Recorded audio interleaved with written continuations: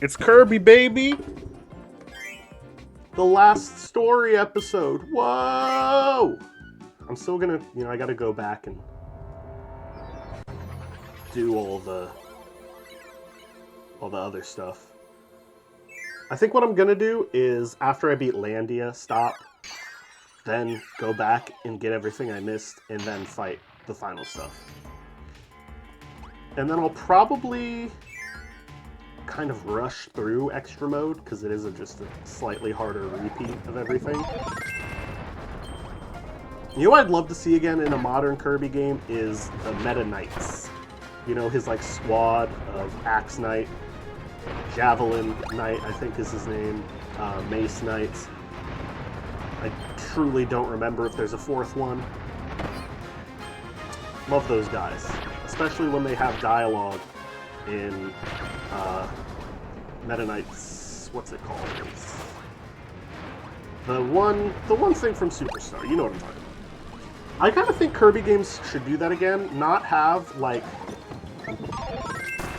more cutscenes. I know some people were, like, upset at the lack of story in Star Allies, and I kind of get it, because it feels like that story was a little bit more ambitious, and there was very little of it. But I don't necessarily think that Kirby games need more story, but I think it would be cool if Kirby games had, as you're playing, like at the bottom of the screen, little text boxes of like your friends talking as you go through a level. I think that would be really cute.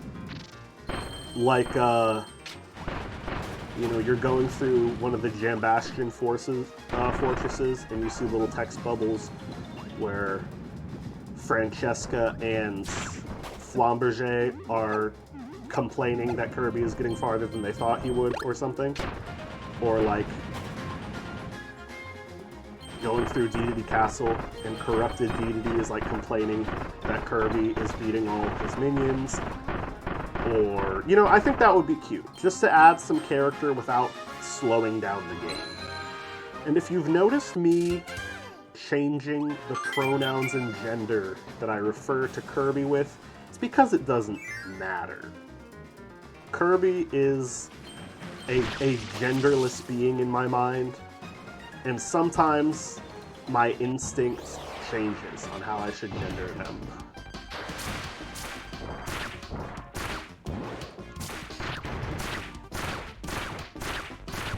What a funny... This might be the least threatening mini-boss in this game. None of these attacks are dangerous, and I like that about it. Here we go! Boop. Have a little cold drink in the face of this hot, hot place. Now, normally you wouldn't be able to cross that with the key because you need... I'm gonna have to focus. Fuck! If that touches the fire, it goes away. Can I just... There we go. Okay.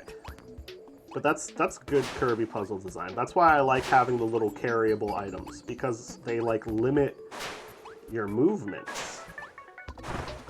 Oh, fuck.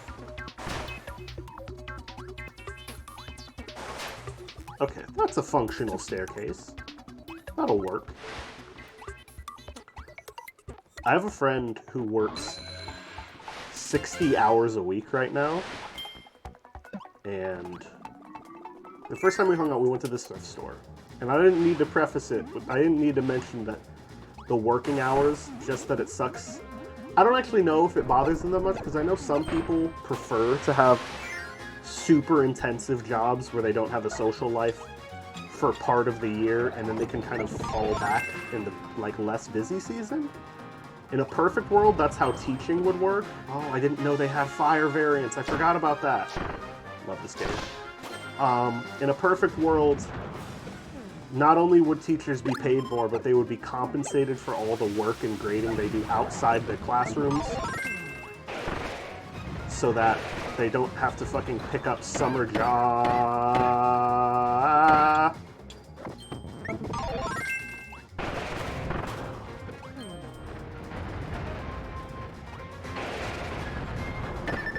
I thought I could do it multiple times in one go like Fire Kirby can.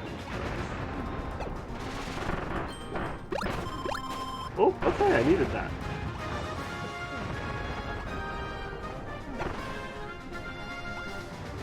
Just come on out of here, buddy.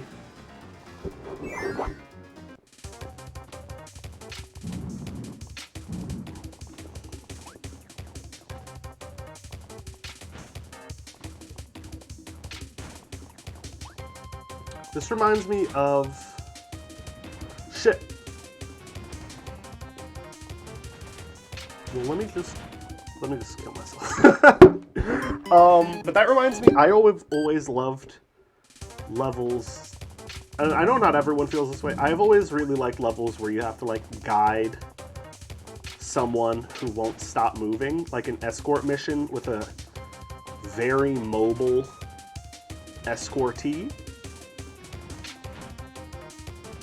I've always really liked that style of level design. It reminds me, I think the first example of it that I can think of is that I played, obviously, is in Crash Twinsanity. There are levels where, like, Crash has to hit switches and stuff while Cortex is being chased by a bear or an evil clone of Crash or whatever. I like that level design. I think it's fun. It feels like the platonic ideal of escort missions, where you don't have to wait for them. But, like, you do have to wait for them, but only in the fact that, like, timing matters, you know? Woo! Alright, prizes. I know I don't need extra lives, but you'll never catch me not wanting to hear the sound of getting all the little items.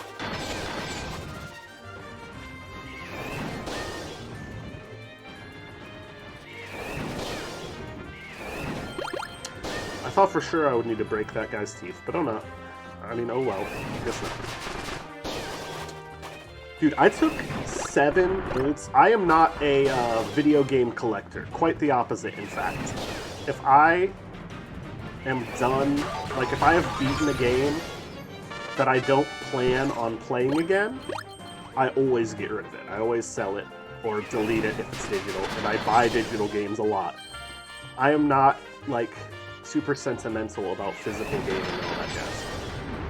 But, so sometimes I feel like I should be, because I took 7 Switch games and a 3DS game, which, you know, I didn't expect that one to be worth a lot, but I took them to Second and Charles to sell, because, you know, I wasn't going to play them again. They were games I hadn't even thought about in months.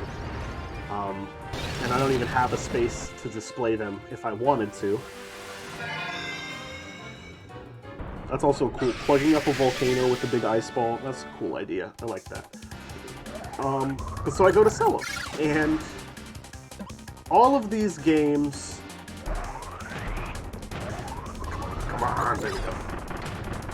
You know, a lot of them are not worth $60. Not just because they're used, but they weren't worth $60 when I bought them. Like, Pokken Tournament DX. Ni no Kuni HD is a good game, but $60 for a game where you can't control your teammates is a little much.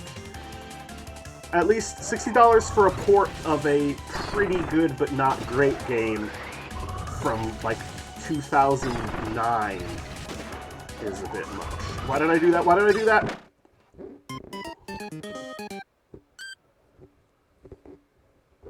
Cool. But so those games, you know, not all of them were worth what I bought them for. But I would say all of them could easily be sold again for $30. Easily. And to make a profit, obviously, they want to buy it from me for less than what they're going to resell it for. And, hell, some of them sell them for $40. You know, and obviously, you know, they have more than one. When I saw it, they had more than one copy of Pokken Tournament. So I get why they weren't going to give me a whole lot for that one. Or like Splatoon 2. a few weeks after Splatoon 3 comes out. Who wants that? No one wants that. Because, like, I'm selling it for a reason. And that is sort of a good mindset when I get mad, is I am selling them for a reason, because I don't want them anymore. But you could still, there were a couple good ones in there, man. And I was offered $60 cash. Now, the 3DS game I bought used for $30. But all of those other Switch games I bought when they were new for $60. I actually think Ni no Kuni was like, but still, 6 times 6, it was like almost $400 worth of video game. And the cash offer they made me was $60. Which would be enough to buy one new video game. Don't worry though, the store credit value was more money. It was $120. Enough to buy 2 video games. So I hope you can understand why I was not excited about these numbers. Now, part of that is my fault. I didn't go to eBay or some other resale website. Hell, I could have made more money on Facebook Marketplace. That's on me. Come on, just come over. Dang it. Do I have to do the whole thing over again? I gotta do the whole thing? I do. Cool. That's partially on me. I took the easy way out. I didn't want to pay for shipping or wait on, like, people seeing my offers. But I don't know, man. It feels like a really low amount of money because it is.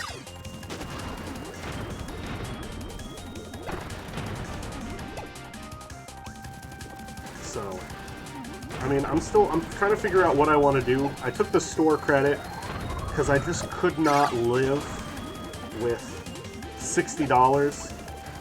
And I like to read, so, you know, store credit at Second and Charles is not going to go unused.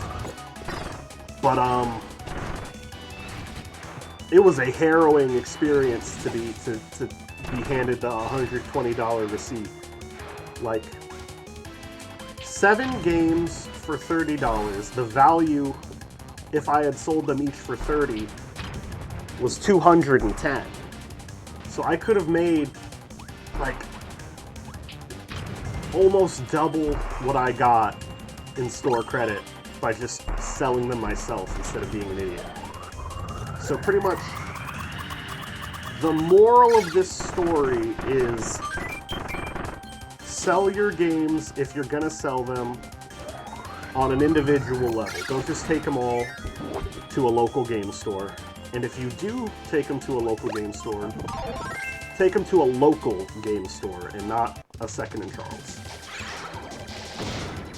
Because I was gypped. You know, if there's going to be a cannon, I need a long-range copy ability. Oh my god. Oh my god.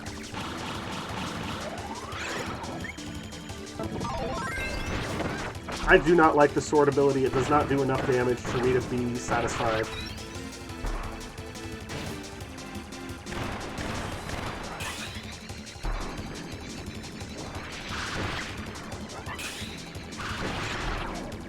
There we go. I forgot about a charge attack. Good. Okay. That was just the first stage. Damn. Whoop. Yeah, I think I sold Pokken Tournament DX, which I was never going to play that again. Fun game. I wish it was a 2D fighter instead of swapping planes. But still pretty fun. I think it was better than a lot of people thought it was. I wish it had sold well enough to get a sequel. I sold Ni no Kuni, fun game, but the combat was really repetitive, and I kind of just wanted to watch the cutscenes. Like, and the story was very simple. So really the visuals were the main thing it had going for it. And I think that it was just, you know, I was not going to play that one again for sure. There are some RPGs that I've played more than once. Fire Emblem games, definitely. I played Bravely Defaults twice. I did New Game Plus and Octopath Traveler. I like RPGs, and I do play them on repeat occasionally, but I was not going to play Ni no Kuni again. Truly, I don't remember the other games I sold, which speaks to how little I valued them.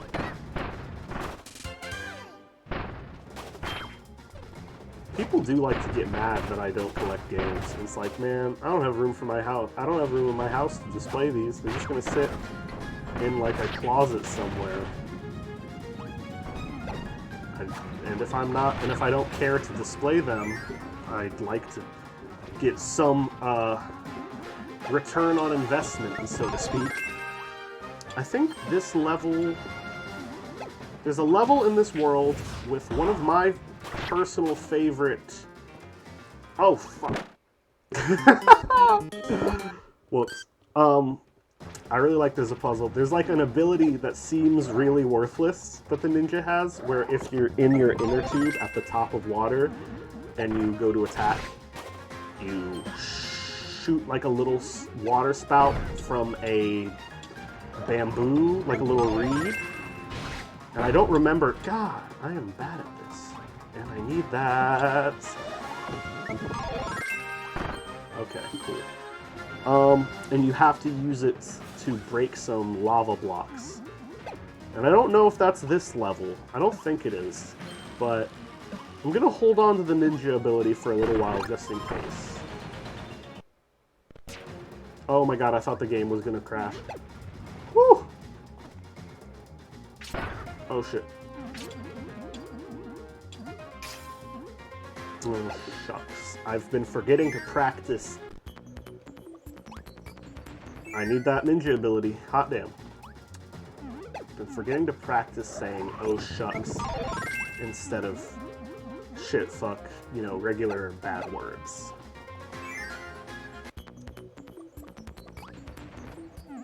Okay, I see.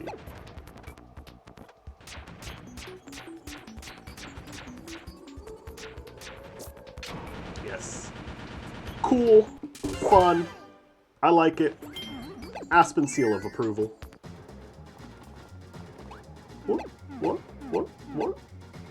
What? Alright. Feels weird that they can throw shurikens and I can't. You know? Like, I could throw shurikens in Kirby Squeak Squad. It took that from me. Shurikens are cooler than kunai. I don't care what anyone says. I guess shuriken is the plural, isn't it?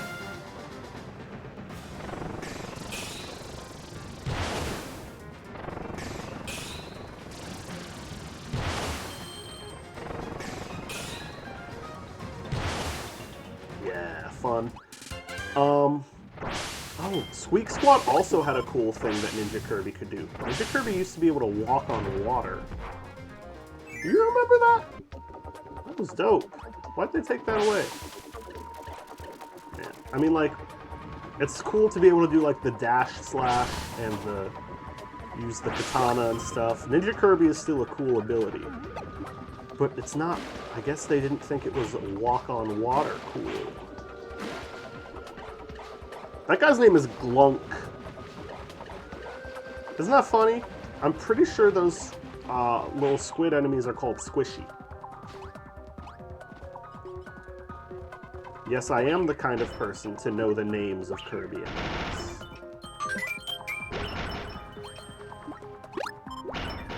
It seemed like there would have been an orb in there.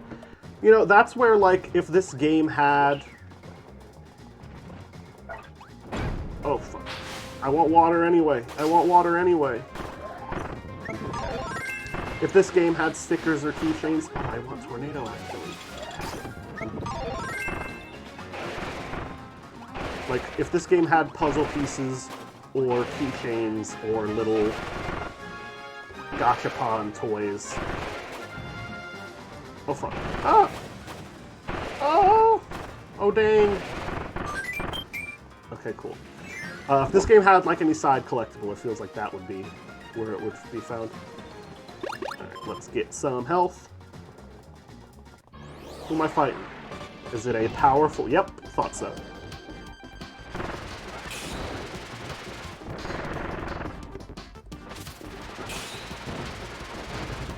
Just try and hurt me. Oh shit, it did. Okay, cool.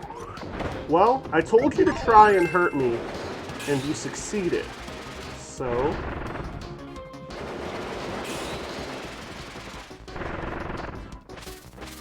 This was how I beat the arena as a kid.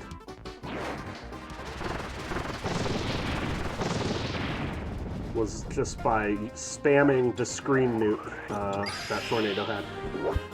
And I don't regret it. It's more fun than using rock. Alright.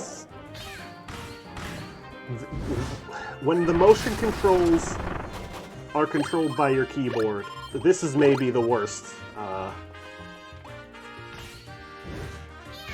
super ability. This is cool. I could see that being a regular puzzle, you know? Using hammer or rock Kirby or any other thing with sufficient force to, like, put a circuit together. That's a cool puzzle idea.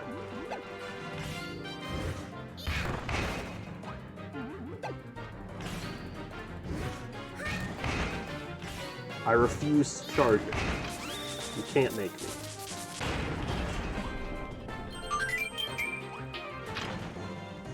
I think the puzzles, like, early in the game, yeah, there's not really puzzles with super abilities. It's mostly just kind of watch the pretty stuff happen. But I feel like later they actually start having, like, either puzzles like this or like the timing matters. Yeah, sure, it's not like a real brain twister, but it's fun, you know? Oh, I should have fully charged it, damn. It's fun to do this. I'm having a good time. And I don't really understand criticism of the super abilities. Like, does it get better? Yeah, it does. A lot of things get better. That doesn't make the old thing, like, bad, you know?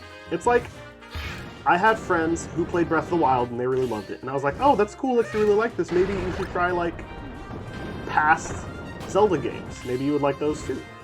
And they came back to me and they're like, this sucks because it's not Breath of the Wild. And it's like, I mean, it's different. It's a very different kind of game. This doesn't make it worse just because it's older. And in fact, I think, even though I think Breath of the Wild has a lot of replay value and is probably one of the most just fun Zelda games, I don't even think it's the best one. Like, I love Breath of the Wild. It is a great game. I don't care. Some Zelda, like, purists think it's, like, hot garbage, but a lot of those are the same people who think Mario Odyssey's bad because it has too many collectibles. And I don't really share the opinion that a lot of collectibles makes them less valuable. You know? I understand the position, but it's not... I don't agree with it. So I like Breath of the Wild. I don't really have a problem with how many shrines there are. I would like if shrines were, like, differentiated based on... Because some of them do feel like mini-dungeons. Some of them are full-on mini-dungeons. Some of them are just combat. Some of them are a single puzzle and then it's done. I wish there was some way to tell what was what from the outside, just so I didn't get my hopes up thinking it would be like a cool mini-dungeon type thing. And I don't like the physics puzzles. I don't think Breath of the Wild does physics puzzles super well. And a lot of the puzzles are physics puzzles. But, I don't have as many problems with Breath of the Wild as some people do, which is weird, because I felt like I was one of the weird ones. I didn't like it as much as some people did when it came out. People were fucking crazy calling it best game ever, and I was like, yeah, it's pretty good. I like it. Hey. Hey now. Okay.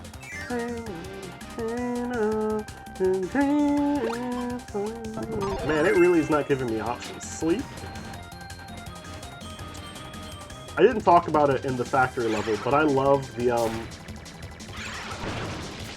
factory level where it's all windy and there's like sleep abilities, like the little copy ability pedestals, and that's like an obstacle in the level. I love that. Alright. Leaf most underrated ability, 2019. It is currently the year 2022. And it's October, so it's not even like early in 2022. So I don't know how I made that mistake just now. That's okay. I love the Leaf ability. Favorite Pokemon type after Fairy is Grass type. It's good. That's not true. My favorite Pokemon type after Grass type is Bug. I love Bug type Pokemon. I love bugs in general. Have you ever touched a beetle? And I'm not talking about John Paul, George, or Ringo. No, have you ever touched a beetle, though? Those guys feel good. They're smooth and tough.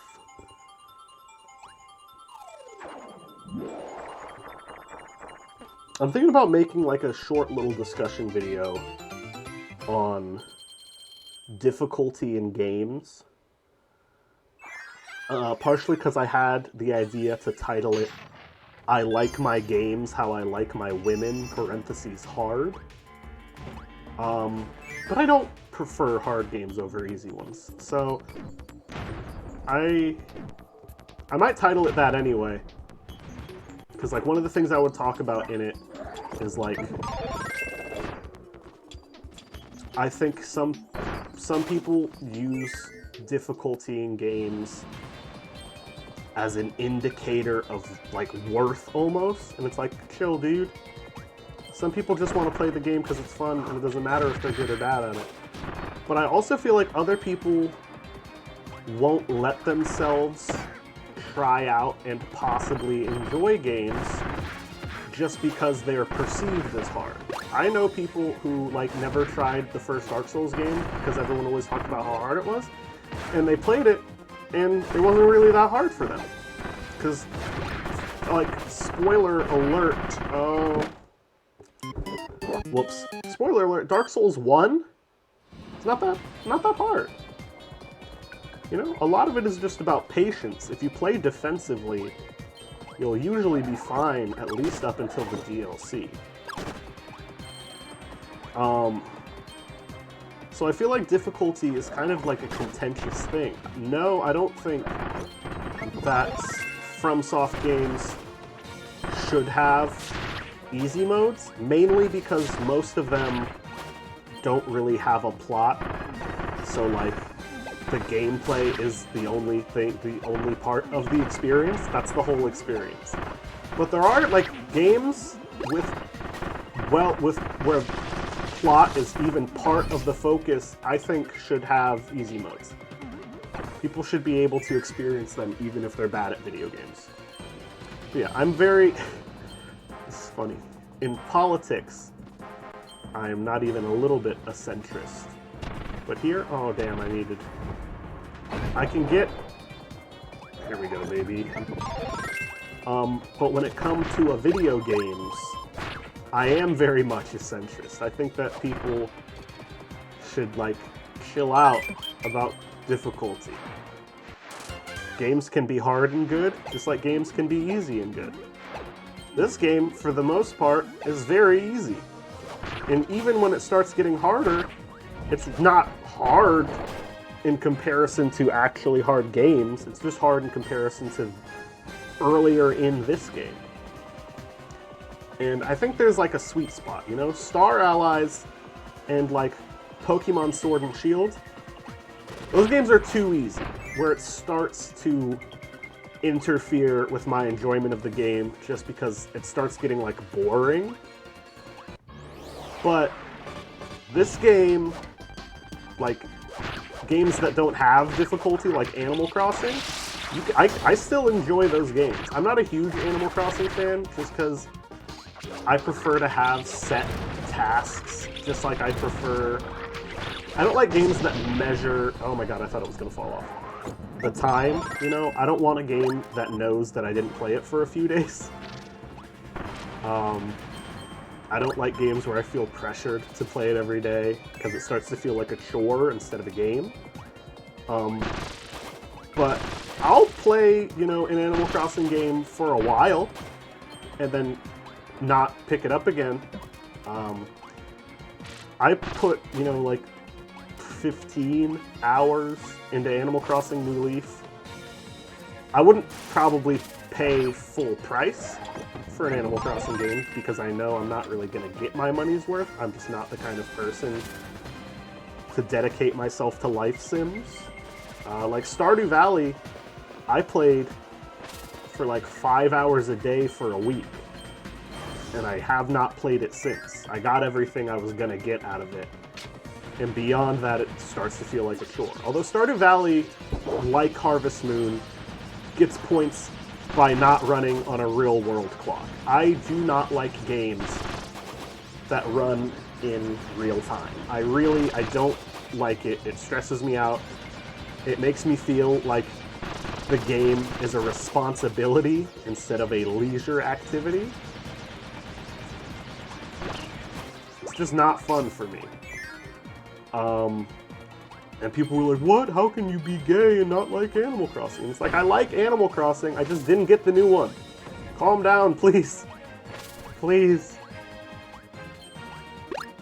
But people are also like, how can you like Pokemon and not have played Pokemon Go? And that's because Pokemon, like, the reason for that is because Pokemon Go is not a video game. Pokemon Go is an application where sometimes I press a button and I have a Pokemon, and I can definitely see the appeal in that, but I like for my video game to be a video game and not a... Oh my god, I missed one? Okay. And not a checklist of daily chores, you know? Oh, this is about to be the best shit in the game. I distinctly remember as a kid playing this level over and over just for this part of it. Yes. Yes! Oh, it feels good, folks. Yes. Yes! You know, I'm really happy that Forgotten Land got rid of lives, because I reset my lives at the beginning of every not only play session, but like, I'm recording this and the video where I played through the factory world in the same, you know, play session. I ended the recording and immediately picked up again with this world.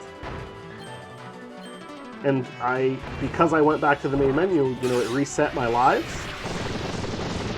But I started with 7, and I'm already to 14, and I've only died, like, twice. So this game really doesn't need lives. So I prefer the currency to be good for something else. Like, Forgotten Land is the best game, the best Kirby game to implement the side collectible thing. You know, keychains and stickers in Triple Deluxe and Robobot are really fun and cute, and they give you incentive to really explore and not be disappointed when you don't get a main collectible. But if you don't get all of them by the time you beat the game and get all the other collectibles, now you've got to go back through and like grind them out. There's no way to guarantee that you're going to get one you don't. The fact that you can get repeats, I think. Oh my god, there's a fish? That's funny. The fact that you can get repeats is lame, I think. So, there being a currency I think really helps, you know? It makes it so that, I mean, not that everything about the currency needs to be related to side collectibles.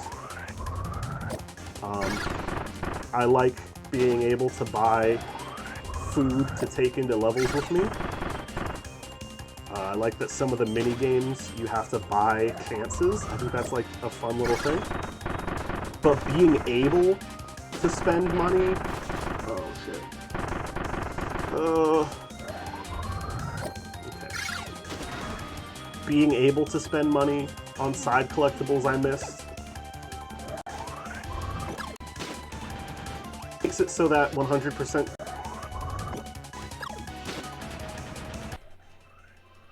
Hey, would you look at that? Makes it so that 100%. Yep. And that's the audio cutting out again. Hi, folks. It's me, Future Aspen. I think that hopefully the audio comes back in this one, unlike the last one.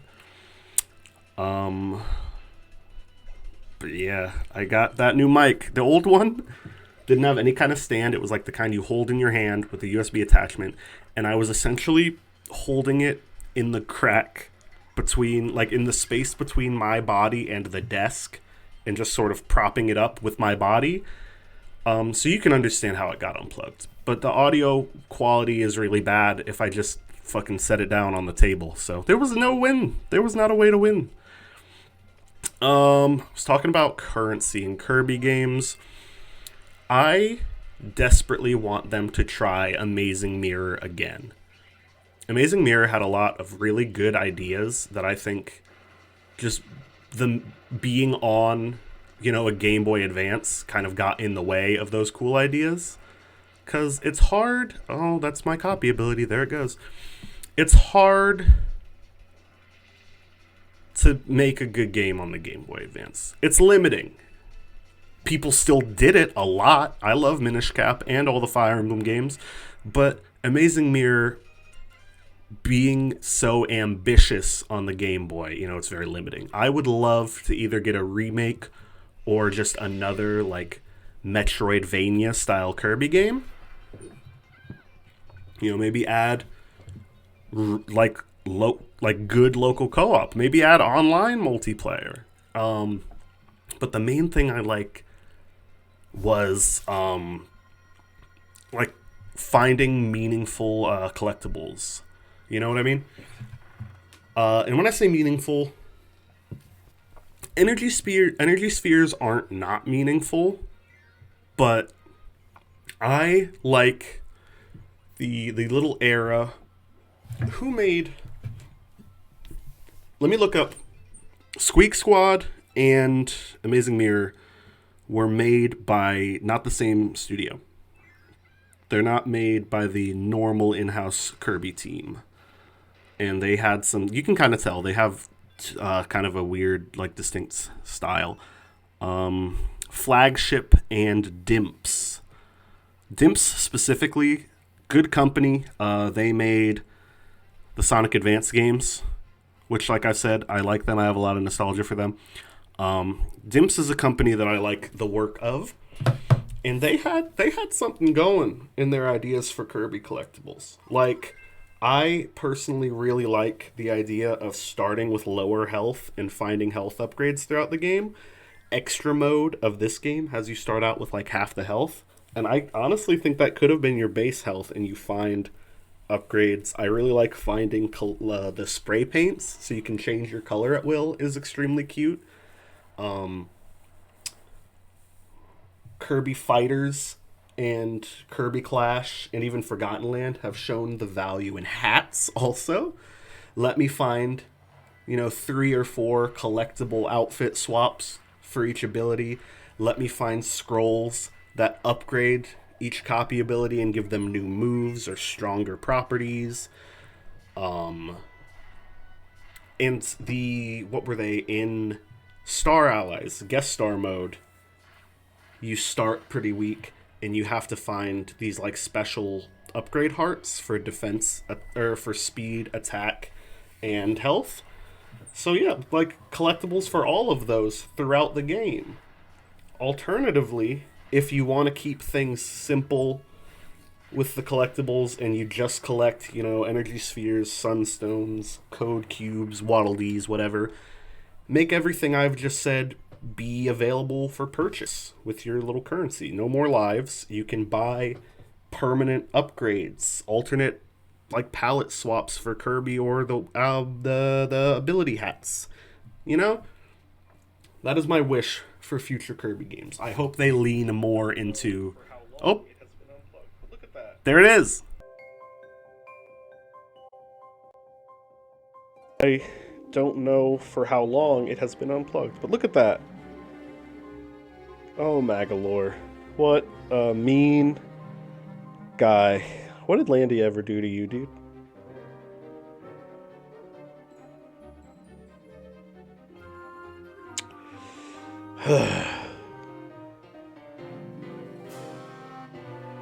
The source of limitless power. The Master Crown.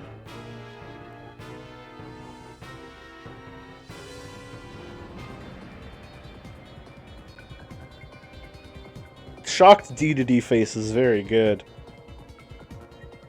And Waddle Dee falling back is also very good.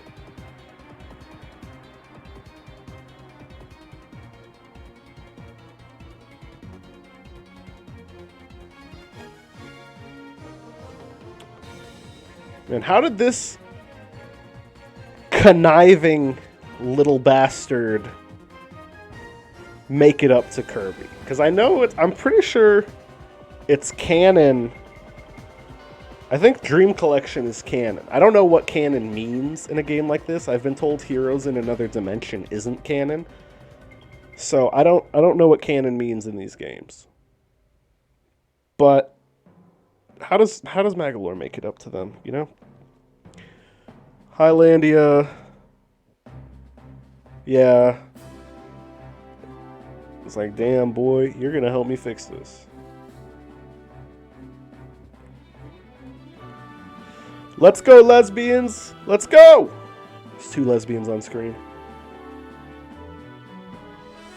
And now there's 6 lesbians. 8 lesbians.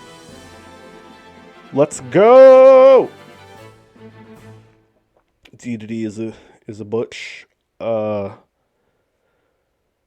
the others, I don't think identify by labels, but are still lesbians. Meta Knight and D are he/him lesbians.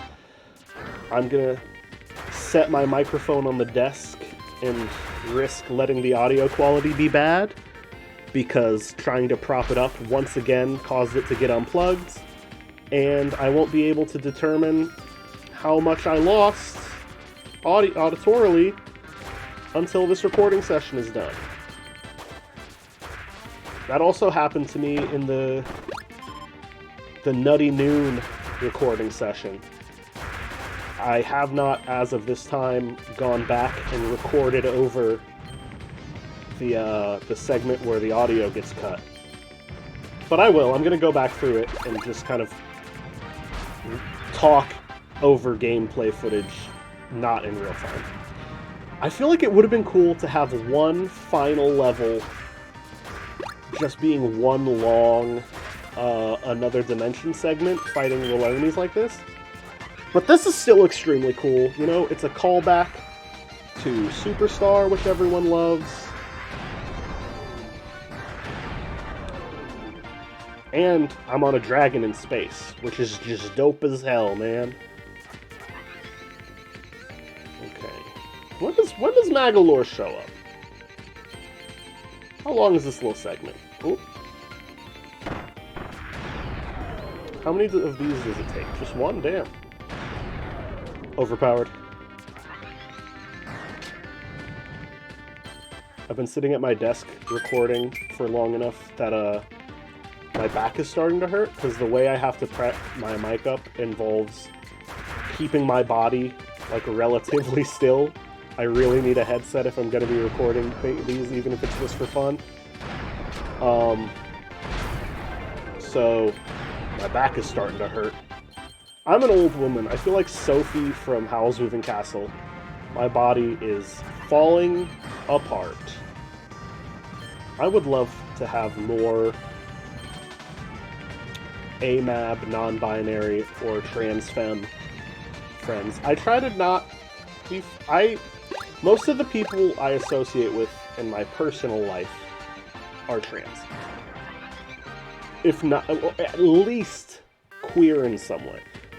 Just because, you know, even the coolest cis people, there's that lack of solidarity.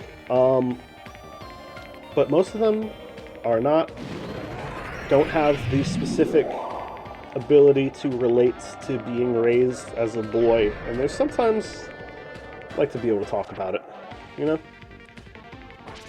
I don't know why this comes up while I play this stupid little children game.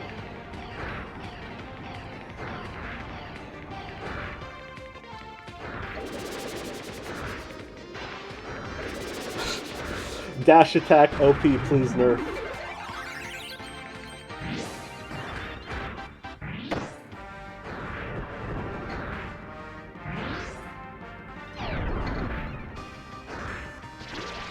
Oh, okay. Okay, let's see how this goes. Ah! Why did I move back into its attack? Oh my god, ah! Am I willing to... am I gonna just... yeah, babe. Oh, no, I thought I could do it. Okay. There we go. Yeah, Magalore. You think that you can...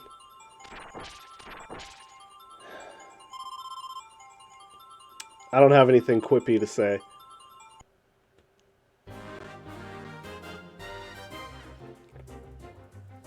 It's wild that Landia hasn't ever been seen again.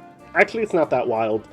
Characters introduced in games don't usually appear in future games as part of the actual story. Although I think they should. A game where Magalore or Marx or Taranza or the three mage sisters appear again, I would like that. I think that they all could be characters in a plot again. You know, they're interesting, they're cool. My favorite is Taranza. He's a little spider. You know that I love bugs. Alright. What ability do I want? Guess I'm sticking with Leaf. It's a good ability. What can I say?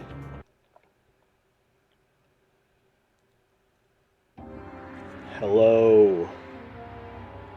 Yeah, this design is like insanely reminiscent of a design from the concept art of Kirby's Adventure GCN.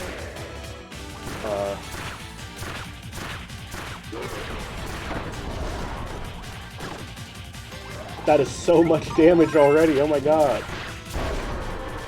Wow! What a cool guy. Are you shooting a laser at me? Oh shit. Ah!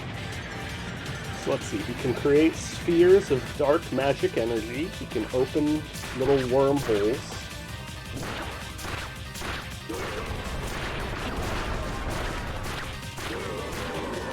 That was quick, hot damn. That is actually, it's a little disappointing how fast this boss fight is going. I know I'm like an adult with a pretty much fully formed brain, but that felt too easy.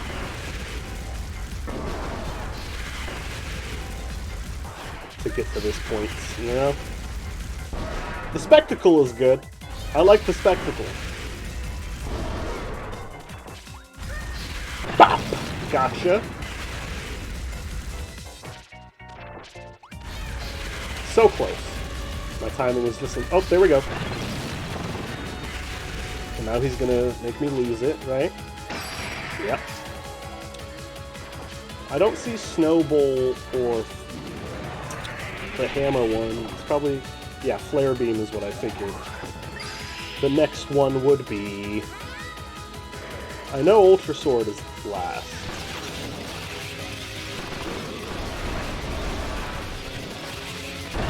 That's one. Or I guess that's three. Are we doing another? No. I mean, this boss music goes hard. I love the big silly hat. Alright, where you gonna be, boy? Out!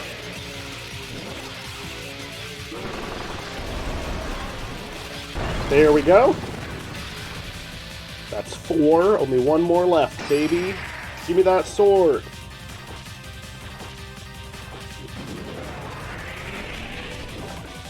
I understand the logic from a game design perspective. But why on earth would he give me this? Oh no, I have to hit him and then I have to do motion controls. Here we go.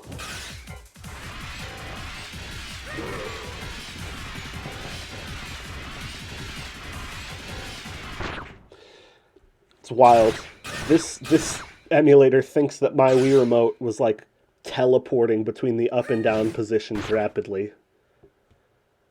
Alright. Cool guys don't look at explosions. I gotta wonder if Kirby ever feels... Like, does she ever feel sad about the betrayals? Wait a second. I thought Magolor Soul only appeared in... I didn't realize Magolor Soul was a part of the main game. I thought I remembered Magolor Soul being, like, either extra mode exclusive or in the true arena even. I do not remember... Oh my god! I don't remember Magolor Soul being in the main story. This is cool. I wasn't expecting this.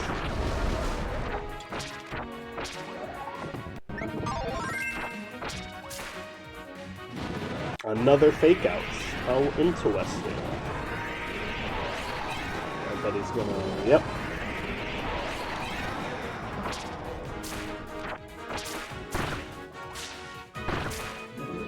Oh my god. Ooh.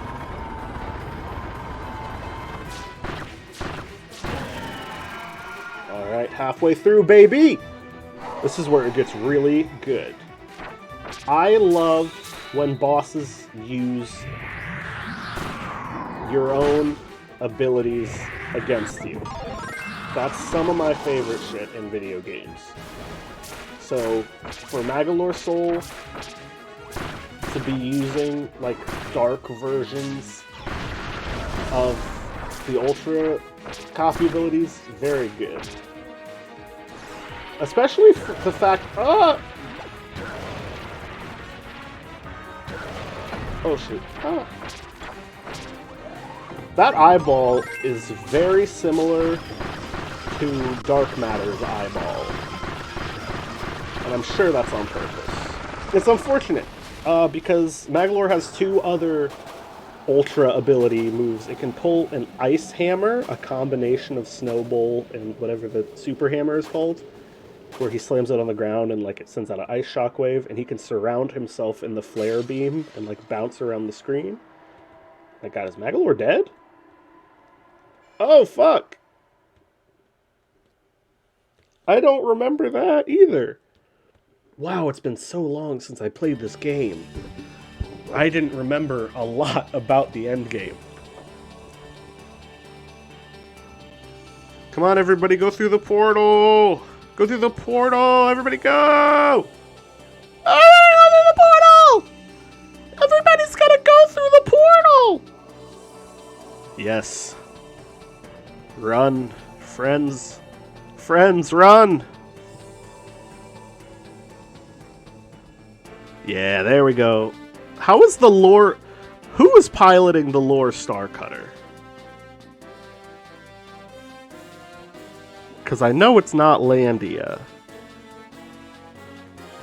How is that going after them? Maybe Magolor is helping from beyond the grave for some reason. I truly don't remember. It makes for a very cool shot, though, I'll tell you that. riding cute little dragons alongside a space pirate ship while a dimension crumbles around you. Very fun to watch.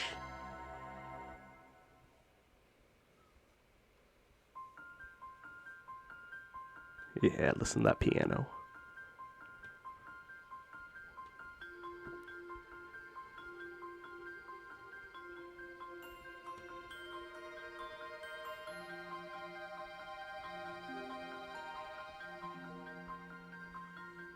I'm not going to speak to the relevance of that butterfly. If you know, you know. Have a little sippy. It's important to stay hydrated, girls.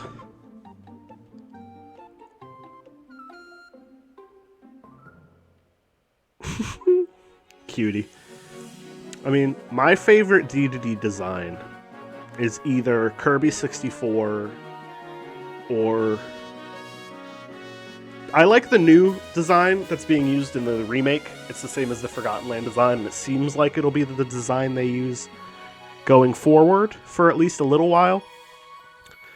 But personally, I think that they should have never gave D2D a defined head separate from his body. He should just be one mass like he was in Kirby 64. The ideal King D2D. Yeah, fun game. This is a great game. I'm going to record me getting the rest of the energy spheres and doing the last challenge level.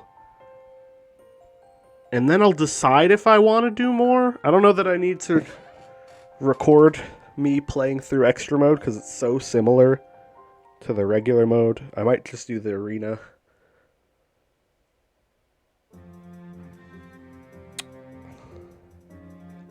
This is a very nostalgic game for me. 2007. Man, I was in, like, what, second grade?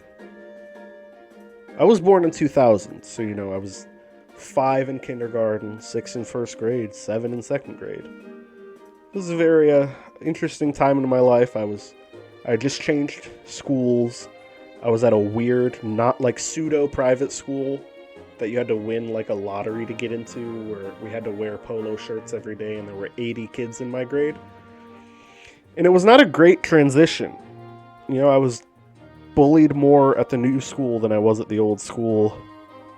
You know, I didn't have any of my old friends around, and a lot of them didn't live in my neighborhood, so we couldn't, like, hang out after school. So, I think that was, like, around the time I really became an indoor kid. And I remember this game came out, and I was really excited. And I think it's the first game where I was, like, watching Mario AMVs on YouTube and playing dressed like Sonic character creator. And I saw the trailer for it. I think this is the first game that I was aware of before it came out and, like, actively anticipated. And it was worth it, you know? I wasn't even old enough to fully recognize, like, how good it was, or, like, how good it was that it was, like, bringing back old aspects of Kirby, and, like, it was a new generation of Kirby games that it was, like, being the start of. But even as a 7-year-old, it's a special game. I really like it. So, yeah, I guess that's it. I